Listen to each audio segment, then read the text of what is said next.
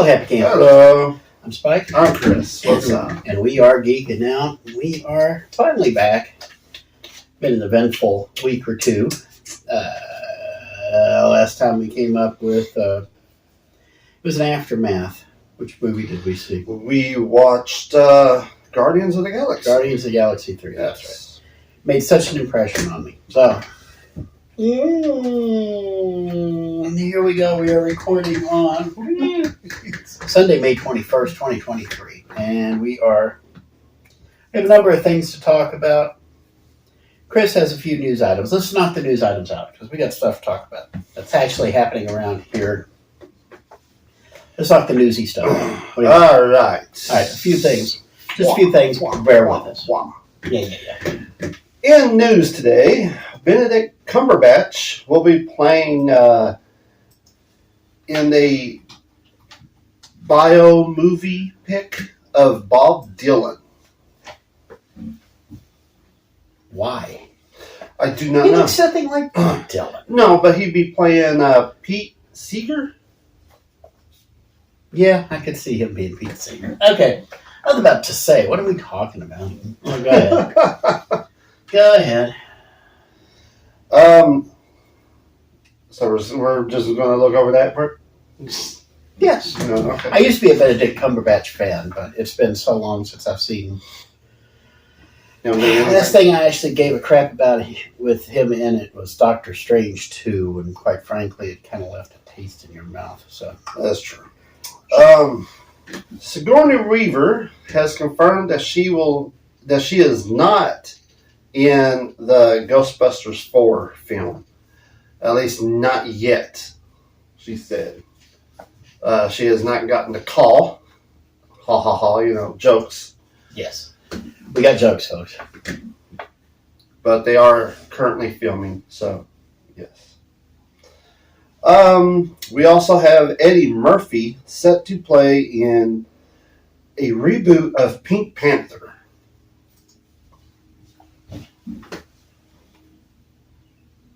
Yeah, I could see that. I could see that. He's going to be the Pink Panther, right? I don't know. He didn't say that. He just said he will be in the Have you reboot actually of Pink seen Panther. any of the Pink Panther movies? I know you've seen all the cartoons. But have you seen any of the movies? I believe I've seen the very first one with Peter Sellers. Yeah. So you know what I've watched, I don't know if it was the first one or the second one with the remakes with Steve Martin. Steve Martin, yes. So you know what the Pink Panther actually is, right? Yes. Okay. You have to check because you never know. Yes. Okay. But Eddie Murphy is the Pink Panther. Yeah. We'll see. We'll see. I We are just knocking through these because there's just not a lot. want to see how well you actually know this one. I know you've never seen the movie or anything, but it's a little joke going around right now on the internet. Rick Dalton, the star of Bounty Law, has died at the age of 90. Okay, so in the movie Once Upon a Time in Hollywood, written and directed by Quentin Tarantino, the movie, which is a really good movie, it's an adaptation of Hollywood back in the 50s and 60s era, where Leonardo DiCaprio plays this actor doing spaghetti westerns and stuff like that. Lives right next door to Sharon Tate during the whole Manson thing. And it just shows his life as this actor working in Hollywood back in the day and all that stuff. And he played the character's name was Rick Dalton, who was on a western called Bounty Law. Anyway, it's a joke going around on, because it's kind of just funny how, the movie was kind of just, it felt pretty real. So he killed off the character at 90 years old today. It's funny. I'm sure it's hilarious. Okay. Quentin Tarantino is pound for pound the most overrated director in Hollywood. Okay? Except for Pulp Fiction. Except for Pulp Fiction, which really, really wasn't as good as you guys think it is. No. It has a rep. It's not. Once Upon a Time in Hollywood, I'm sure it was a clever concept at the time. Quentin Tarantino has about this much talent and about this much ego. He is the Andy Warhol of movie directors. This much talent, that much ego. Andy Warhol actually wound up in the news again. He's dead, by the way. But Andy Warhol wound up in the news because he had done a picture. He had adjusted a picture of some celebrity for Time magazine years ago.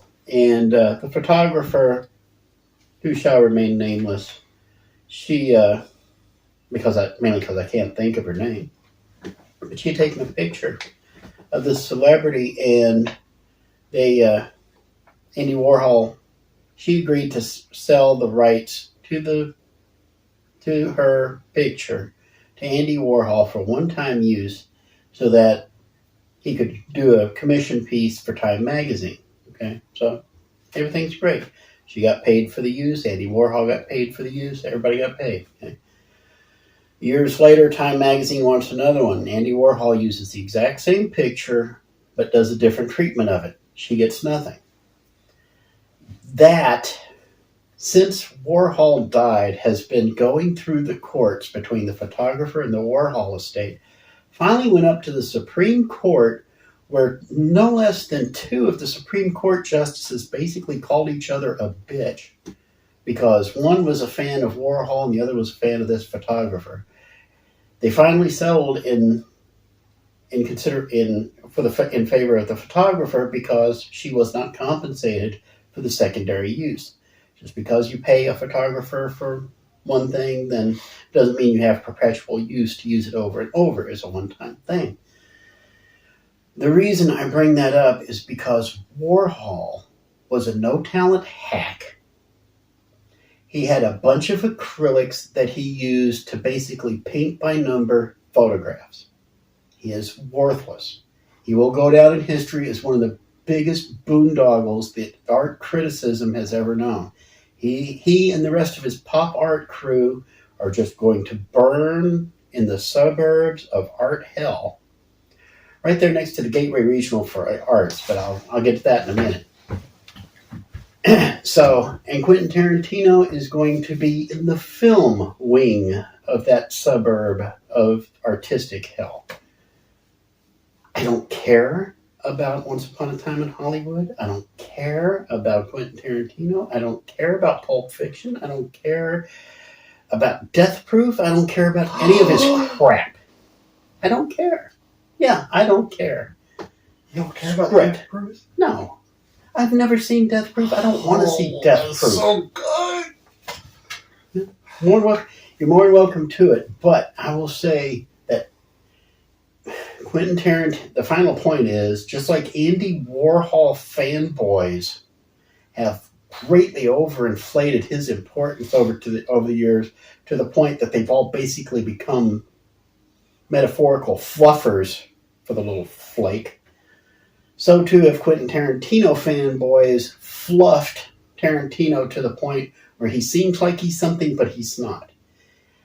He is this big, huge, looks like a big, huge rock of works that he's done over the years. But if you take your finger and poke a hole in it, you just let all the air out and it all just turns to dust. Quentin Tarantino, severely overrated. Don't even want to discuss it. Don't even want to hear it.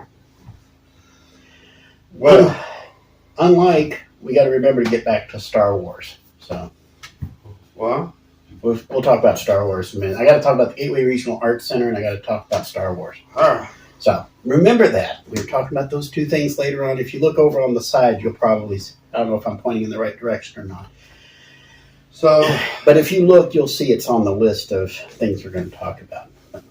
Yes. There's a Because I don't Disney want to clip Purge. this out. The Disney Purge.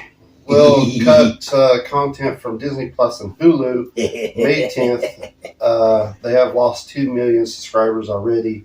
4. And, well, it's probably up to 4 now, yeah. 4 million they've lost. Disney Plus and Hulu are going to wind up merging whether they want to or not. Just because Disney's going to be... Listen. Disney's chickens are coming home to roost, okay? Disney's losing a fortune on Disney Plus right now. Okay, 4 million subscribers gone. I've said before on this show, Disney Plus's numbers are, we were just talking about fluffers, they're fluffed, okay? Because when you sign up for Verizon, whether you use it or not, you get Disney Plus for free when you're a Verizon subscriber. Disney counts every single one of those as a subscriber to Disney Plus, whether they use it or not, whether they wanted it or not. As Verizon cycles through its customers, because I think that only lasts 6 months, as they cycle through the customers, those people start disappearing. All of a sudden, the numbers are collapsing because guess what? Nobody's sticking around to pay extra for Disney Plus because there's nothing on there worth watching. Now, one story you haven't mentioned yet. As I said, we are, when is this? The 21st. We're recording this on the 21st of May, 2023. Okay? The Writers Guild of America is on strike right now. Brain dead. Absolutely brain dead. And if you hear noise in the background, it's the idiot next door mowing his lawn for the first time in 2 weeks. So bear with me. Okay. The Writers Guild of America is on strike. I think the morons for doing it. 2 reasons. First off, they want a bigger piece of the streaming pie. Okay? And again, we've talked before about this. They keep jacking the prices up on streaming. People are going to hit the high seas, so to speak, metaphorically. The other thing is that by going on strike, the WGA just invalidated dozens, if not hundreds, of developmental contracts. Okay? Disney knows that a lot of the stuff in their pipeline right now that would ordinarily get dumped on Disney Plus, because it's nowhere near good enough to go into the theaters. That's a shame. But they've been dumping this stuff on Disney Plus just so they can get it off the books.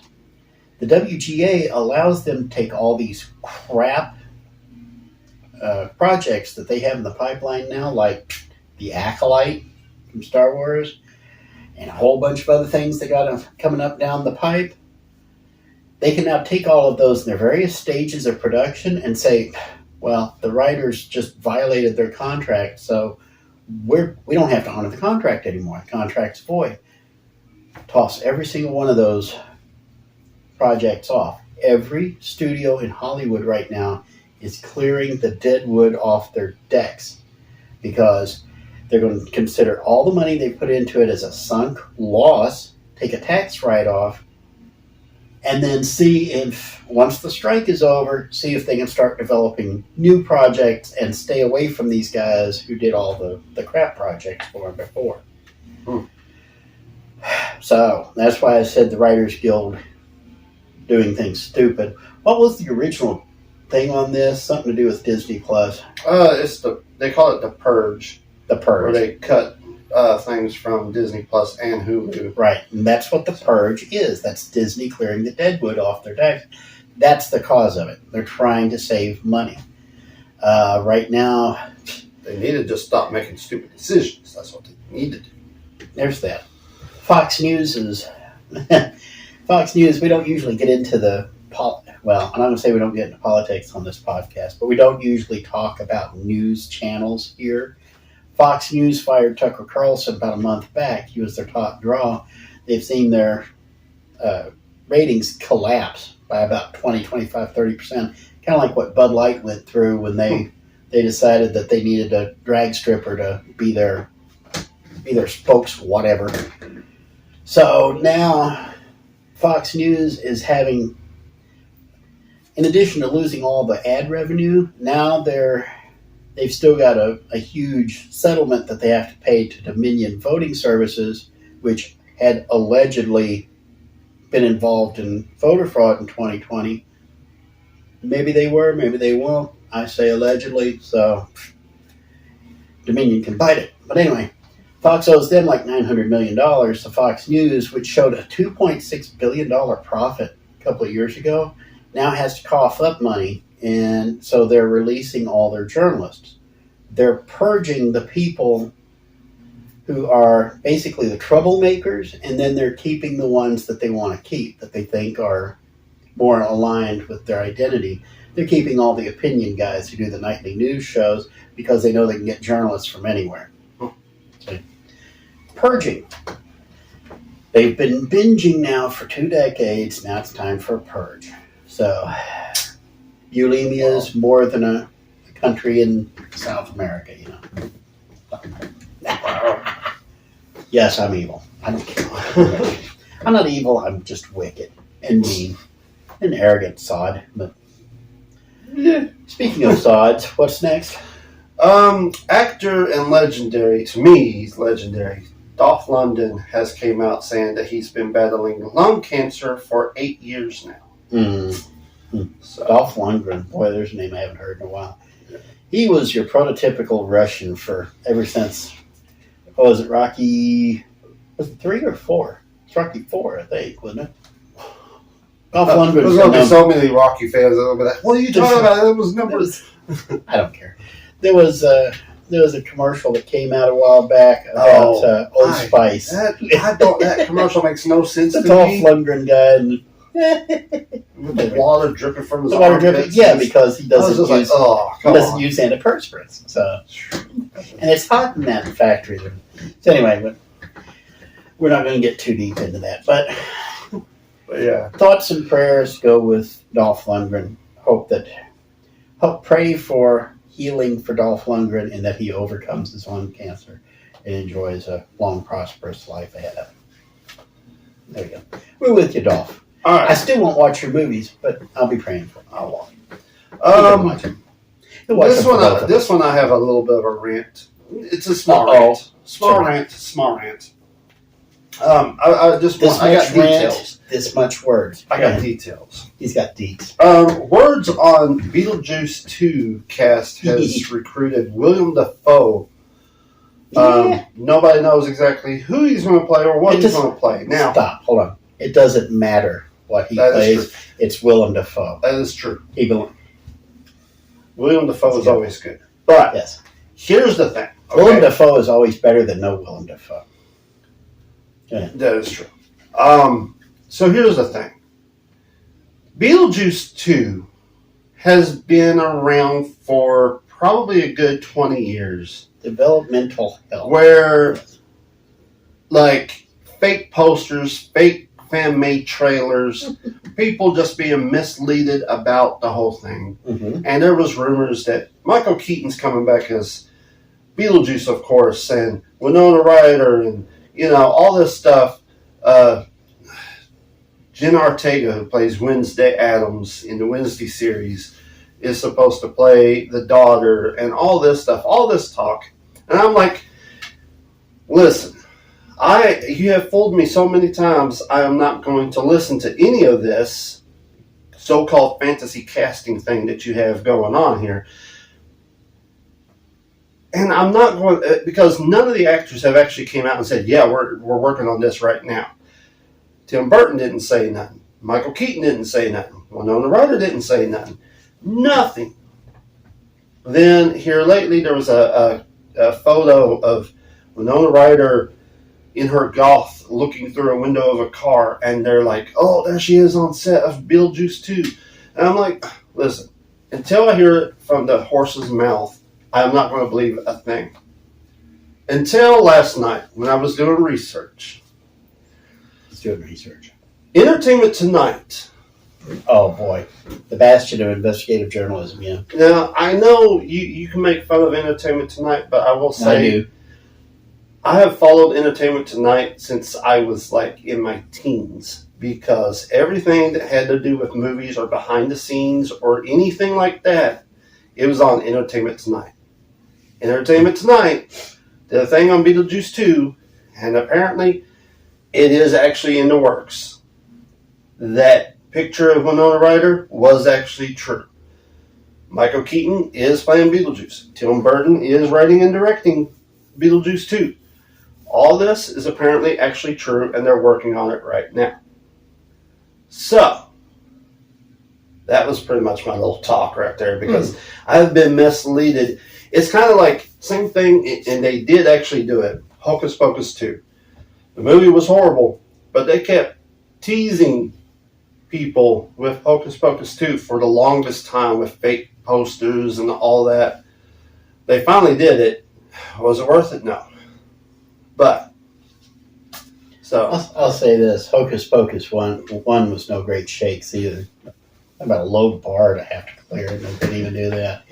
But So hey, it takes a lot to please him, okay? Just so you guys know. it makes a concerted effort. Okay, we are all storytellers. We all have stories to tell. Some of us do a better job of telling stories than others. I can tell stories. I sit here and spin stories all the time. Ask me to sit down and actually write out a cohesive plot. The mental blocks are all there, but they're not sitting on top of each other. So it's nice to see Beetlejuice 2 is on its way. It's just, I'm actually of two minds about this because, hey, Beetlejuice, Michael Keaton, any excuse to see Winona Ryder is a good excuse. You got Willem Dafoe attached now. I'm good with all of that.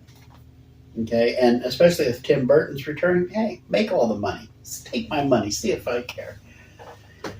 But the fact that we are so creatively bankrupt right now that we are doing sequels to films that are 35 years old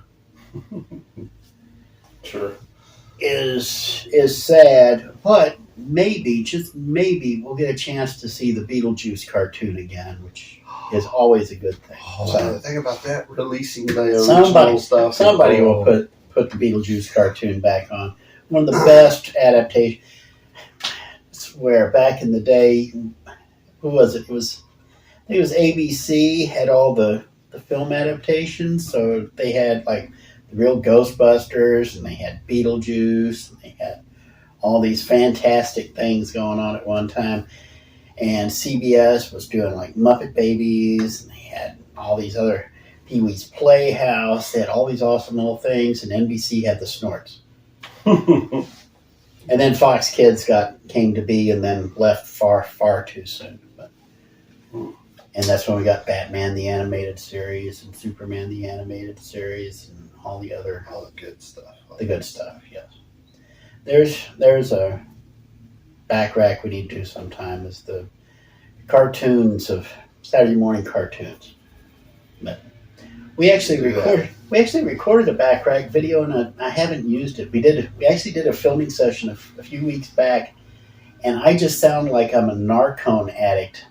Like I'm Narconon or something, because I'm just so, my brain is so scatterbrained, and you can tell on the video, and I'm not even giving you anything to work with, so we both sound like idiots. So I just take it and put it on the back shelf. So maybe sometime I'll take. It's not the first time I've had to do that, but it's just, we sat down and did a session, and it just didn't make any damn sense to me afterwards. And I was like, just release it and put. Not a very good video, but here we go. Part one. We'll do a new series called Trash Can, and it's just all the video. I'm just dumping raw video onto it. There you go. That's what I'll do. I'll just put all that on YouTube. Since YouTube's full of garbage anyway, I'll just put our garbage out there. All right. Speaking of storytelling. Speaking of garbage. Now, yeah, well, you will probably think half of this is garbage, because I know you don't really give two hats for this one. But two tinkers farts. Yes. Remember, a long time ago, I reported that they were going to make a twins sequel. And it was called Triplets. Now, that's the one Eddie Murphy should be in. I think it was him, or it was either him. I remember or you telling me else. about Triplets. I think it was either Eddie Murphy or Kevin Hart or somebody was attached. But Yeah, it was somebody like that. Or But Chris anyway, Rock. Somebody stupid. So Arnold Schwarzenegger was really upset because apparently he told Hollywood Reporter that the twin sequel, Triplets, is no longer in the works. The reason for this is because Jason Reitman, the son of Ivan Reitman, who directed Twins and Junior, which is also a really good movie. I got to admit, Junior was a good movie with Arnold Schwarzenegger and Danny DeVito. Apparently, Jason said, when his father died, literally said that he didn't think it was a good idea anyways. This is why I like Jason Reitman. And it's nothing against Arnold Schwarzenegger. Because Schwarzenegger, you've got a certain number of celebrities. All they got is their force of personality. Okay? Arnold Schwarzenegger's not going to win an Oscar anytime soon. Okay, hold up. You say that, but hold up. Time out. That is true. We are rapidly approaching the... Nah, here's the thing, okay? Yeah. There is like 2 movies. There's a movie called Maggie. Arnold was brilliant in that one. But another movie, it has Sylvester Stallone in it about breaking out of a prison of a ship in the middle of the ocean. Can't remember what it was. Can't remember what the name of the movie was. But Arnold was in that one. And he had to, while Sylvester had to go and try to escape, find a way to escape, they had to, keep the guards occupied. So Arnold had to do that. There's a scene where Arnold told his character's life story, and first time ever that I actually saw Arnold actually act. And it was really, really good. Like, he was crying. He was, like, telling this huge story. And I was just hooked. And I was like, wow. And I totally forget that sometimes these actors get typecasted as one certain thing, that nobody gives them a chance to actually show how much talent there is in there. And Arnold has always been that I'll be back, tough guy. Really acting range. But I'm getting off subject here. Yeah. But anyways, Arnold has reassured fans that even though there will be no sequel to Twins, he is working on a movie with Danny DeVito because he thinks that Danny DeVito is really talented and so much fun to work with. So there will be a movie with those two in it again. If Arnold Schwarzenegger wants a movie to happen, it's going to happen. Same thing with Sylvester Stallone. He's got so much cachet. Remember, Stallone, how many billions did he make for Hollywood studios when he pushed the Rocky thing? Yeah. The man has actually been screwed out of the rights to Rocky by MGM, but it's not his fault. He did sign the rights away. He did. But it's not his fault. MGM is now run by a bunch of morons who... Anybody who would make a film called Quantum of Solace deserves absolutely nothing. Anyway, the point is, Danny DeVito is a talent. He's a unique talent. He has a unique look. He has a unique style. And he can go into pretty much anything, and you're going to think he can do just about any project, and you say, hey, it's Danny DeVito, and then he can actually get you to forget he's Danny DeVito for a while. Okay? Just like with Willem Dafoe. It's like Willem Dafoe. You can say, hey, it's Willem Dafoe, and then you lose track that he's Willem Dafoe. The man, Danny DeVito, just did a series of ads for, what was it? It was for a sub sandwich thing. And it did such a great job. Something like that.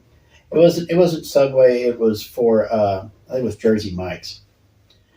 He did a series of ads for Jersey Mike's where he was sitting there staring at everybody's sandwiches like he was going to take, like he was the Hamburglar or something. He was going to take. He was just if they didn't keep a close eye, The idea with Jersey Mike's, you can still sit there and watch your sub being assembled. And if you took your eyes off for a second and Danny DeVito likes your sub, he's going to swipe your sub and slink off with it like he's like the subby monster or something, okay?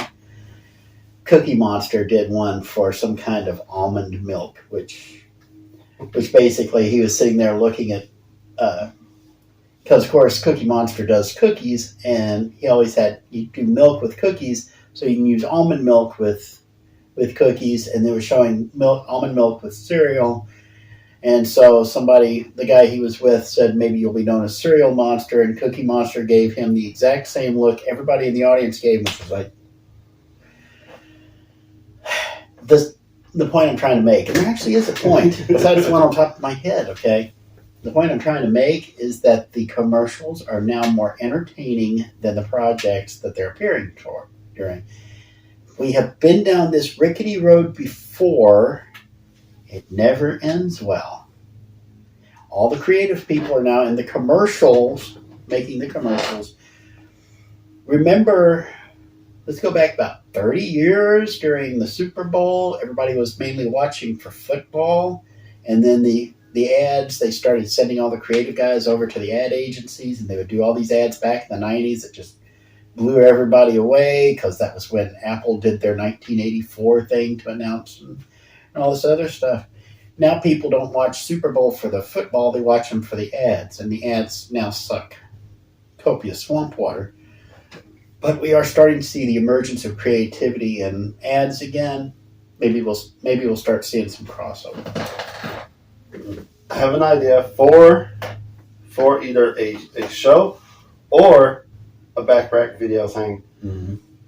The world's most biggest commercials. The world's most biggest. Yeah, we're talking about the Taco Bell dog commercials. We're talking about the old Budweiser commercials with the frogs. You know, we're talking about like the Hamburger and all them. We're talking about like the old classic commercials that were actually really good, and that like us as adults will never forget. We could do a video on 10 forgotten mascots and 10 ads that should be remembered. Yes, That might be something to do. that's actually a good. If we ever run out of things to talk about during our regular geeking outs, we might do one of those. But it's not like having a lack of contents cost us anything before, because we are now about 40 minutes into this video, and he didn't have much in the way of news. Okay, we got two things to talk about. We got Star Wars coming up a little bit later. Hang on, I'll talk about Star Wars in a minute. Okay. First, we want to talk about the Gateway Regional Arts Center. Now, we are filming in Mount Sterling, Kentucky. I doubt there's anybody outside the Gateway area that actually watches these videos. I don't know. And nobody ever leaves comments. Nobody ever likes anything. Nobody ever subscribes anymore. So just leave comments, and I'll never see it because nobody ever leaves comments. So that's fine. That's all right. I'll sit here. I've said before, I am in the lifeboat, and if I can pull one more sad, sorry individual out of the morass that is now pop culture and bring them into the lifeboat so they can actually see what actual talent looks like every once in a while. So, anyway, the Gateway Regional Arts Center has decided to celebrate June is Gay Pride Month. Okay? No, I thought it was May. It's June. It's June. They are, now I have to be careful here, okay? I may actually have to take this portion off of YouTube and Facebook and just make it Rumble exclusive, because if you talk about the drag strippers, and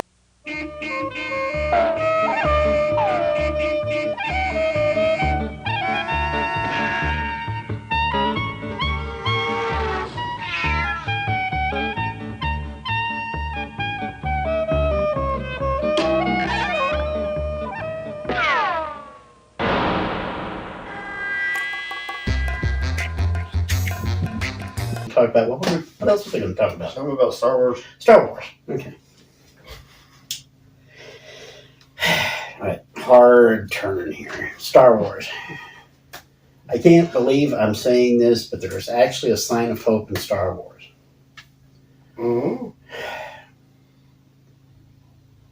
Disney, Lucasfilm actually, is now talking about adapting Heir to the Empire as the next trilogy for Star Wars. Have you ever heard of Heir to the Empire? No. Okay. This was a trilogy written by a guy named Timothy Zahn back in like 1990-91. I'm actually reading my way through it. I'm into the second book now. Guy on Twitter turned me on to it. It is about a Grand Admiral with the Empire named Thrawn, and he's blue-skinned, he's got red eyes, and he can outthink. He is far more dangerous than the Emperor, who used all his little Force lightning. He's more dangerous than Darth Vader with his lightsaber. He can outthink the Republic guys at every turn. He can tell exactly what they're doing. He is like a bad Batman. So he plans for every contingency and just keeps knocking the New Republic for a loop. Did a trilogy of these. The books are really good because there has been so much character development laid down for these characters, and they've been, remember that this is like 1991, so they've been around for about 3 decades now. They're going to adapt these books as source material for the new films. Okay? Supposedly Dave Filoni is going to be in charge of this. Oh, okay. So, they're going to adapt these films in, but here's the thing. Thrawn and all of the supporting characters here, this was Timothy Zahn's sequels to the first 3 Star Wars movies. Okay? A New Hope, Empire Strikes Back, Return of the Jedi. These were the 3 books that followed Return of the Jedi. This picks up it. Now, if they do this, freaking awesome, because it means they're taking the 3 sequels they already made and they're throwing them out, and they're using something, because remember these novels that were written in the 90s, they were declared completely non-canon about a decade ago by Disney when they started doing the sequels. None of that counted. And everybody was like, what? They're bringing the expanded universe back, supposedly. And if they adapt these books also have Luke Skywalker in them. They have Han Solo, and they have Leia Organa Solo. Leia is pregnant with Han's twins. Okay? And the twins, of course, because Leia is, spoiler alert, Darth Vader's daughter and Luke's sister. The twins that she is carrying, the twins she's carrying, are strong Force users. It turns out there's a clone, spoiler alert, there's a clone of a Jedi Master out there who is trying to get his clutches on the last of the Jedi, which means Luke and Leia and those twins. And he wants to turn them into his, I guess, basically Jedi worshippers or whatever. There are layers upon layers of stories here. Lando Calrissian is in this. Chewbacca is all over this.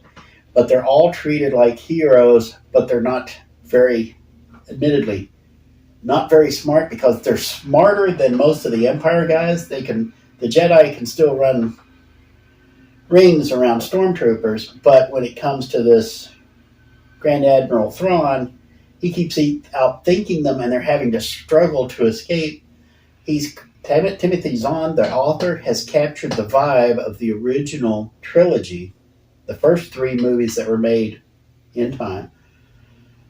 He's captured the vibe that George Lucas instilled in these first 3 movies, and it reads a lot, much, much more of Star Wars than anything I've seen come out of Disney since they bought Lucasfilm.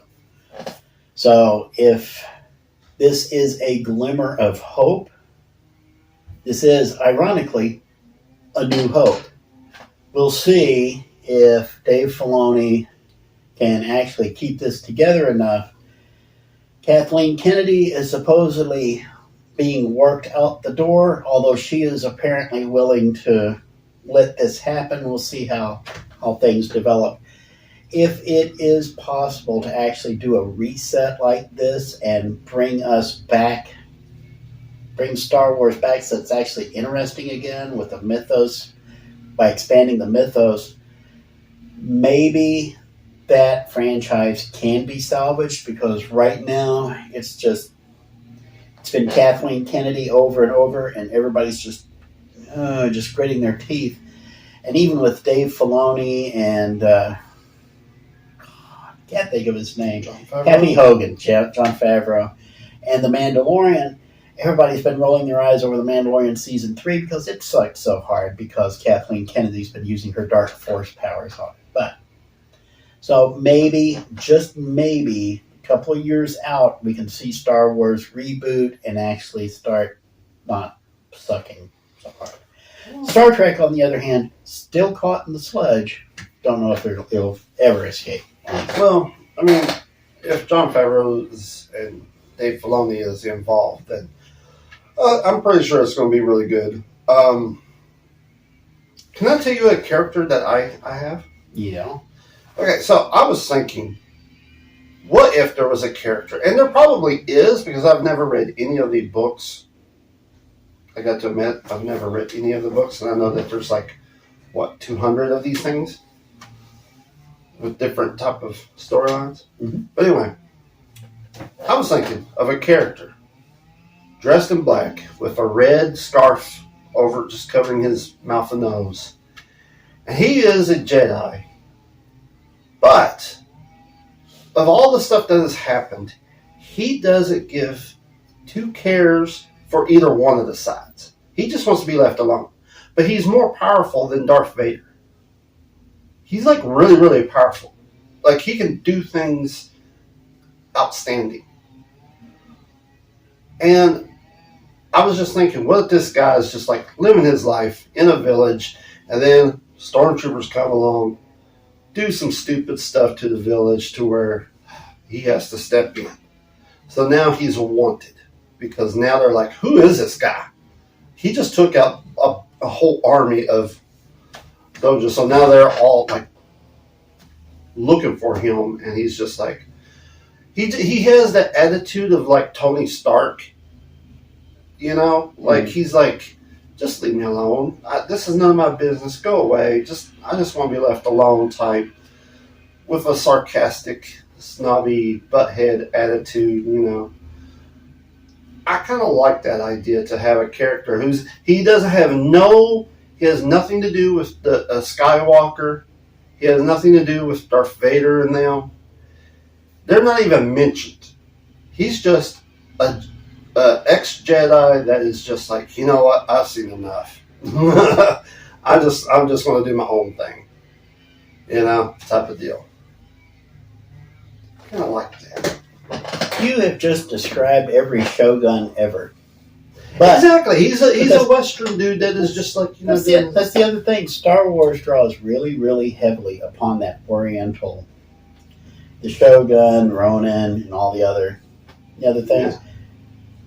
That's why everybody has the lightsabers and stuff. For a second there, I thought you were going to talk about the Shadow, because he has the red scarf. And that's where I actually got the red scarf idea from. That's all right. A striking visual. There's nothing wrong with that. A piece of advice on your character: don't start him off so strong. Build him.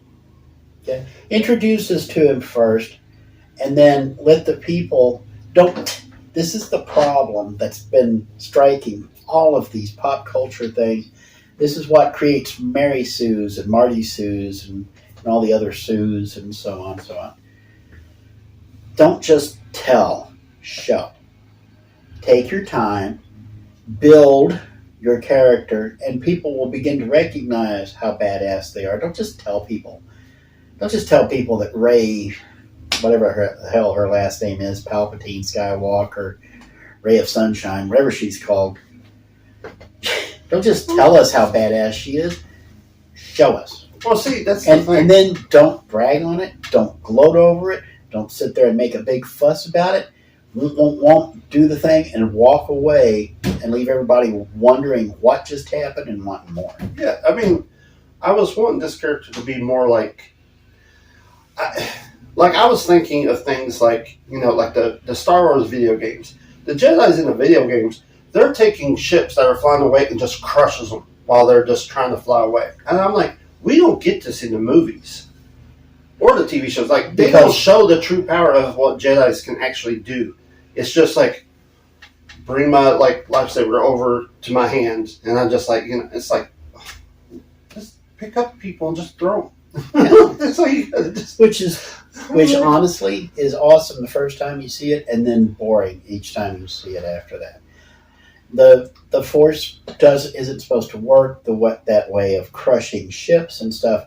Choking somebody out, yeah, that was really impressive because that was Darth Vader face to face with this guy, and not even having to really do much of anything, just sitting there and staring at him, and down he goes. Far more impressive than a Jedi just sitting there like this, and then a ship explodes.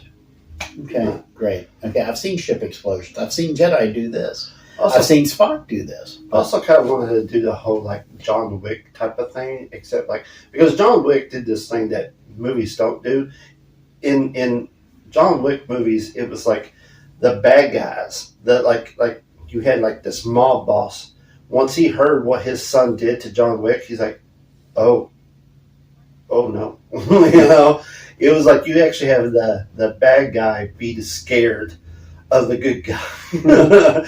And it's like they don't really do that. It's like that's not something you see very often, and they actually built a franchise out of bad guys being scared of a good guy. It's been so long. The last good guy who really projected a sense of I could inspire fear in other people, two of them. The last one I saw was Batman, and I mean like Michael Keaton Batman. And the one before that was Dirty Harry.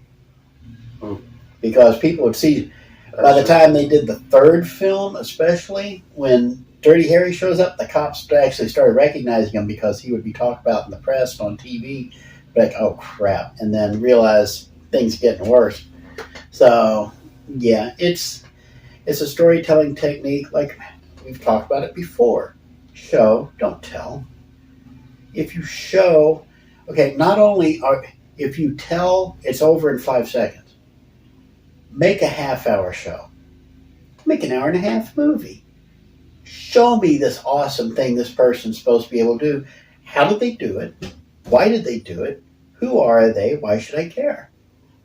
And you actually, if you spend even a 10-minute fan film on YouTube, gives more exploration into all 4 of those steps than Rey Palpatine is so awesome. Okay, so just a little bit of advice going for it. But what do I know? I can't write anything anymore. So, what kind of storyteller am I? So, we are. Wow, we're closing in on an hour. We need to wrap it, Chris. You got any final thoughts?